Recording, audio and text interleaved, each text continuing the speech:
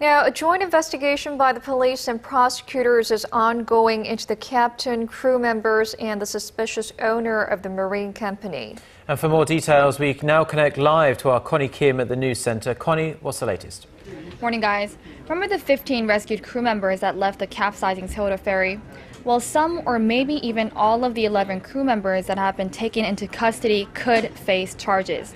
Now, this includes the detained captain, who is charged with 5 offenses, including the violation of the ship crew law.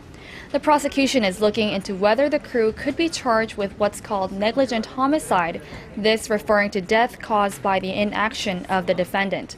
During the investigation process, some of the crew have reportedly shown signs of regret, admitting to their mistakes and saying they should have taken rescue measures. And it's not just the crew under probe. The owner of the Sewol-ho ferry, Cheongjin Marine Company, is also under fire. Following the raid of the offices and homes of the company owner Yoo Byung-an and its headquarters in Seoul yesterday, prosecution is looking into whether Cheongjin Marine Company has used its funds for lobbying purposes. The company's audit report last year shows its entertainment expenses since 2001 amounted to over $900,000. The prosecution is looking into both Cheongjin Marine Company and its affiliate Cheonhae to review where these expenses were used, with speculation the funds could have been used to lobby lawmakers to increase their assets. All right, now, Chian, some very serious allegations flying around at the moment, and we hear the government will launch a review of all disaster countermeasures. Tell us more about that.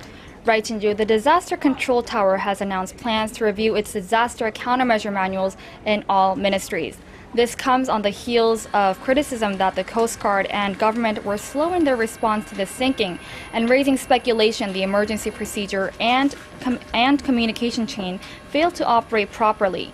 President Park Geun-hye has also slammed the response early this week, calling for the review of the entire disaster and emergency systems. Calls are rising for the presidential office of Cheongwade to take over the nation's disaster control tower.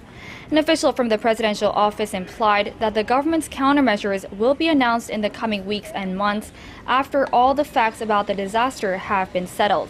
It also introduced legislation that will make it illegal for captains without first-class sailing licenses to sail vessels weighing more than 6,000 tons. The Sewol-ho came in at nearly 7,000. The captain of the Sewol-ho ferry, Lee Jun-suk, holds a second-class sailing license, which is allowed under current regulations. Well, that's all from me for now, but I'll be back with more updates in our later newscast.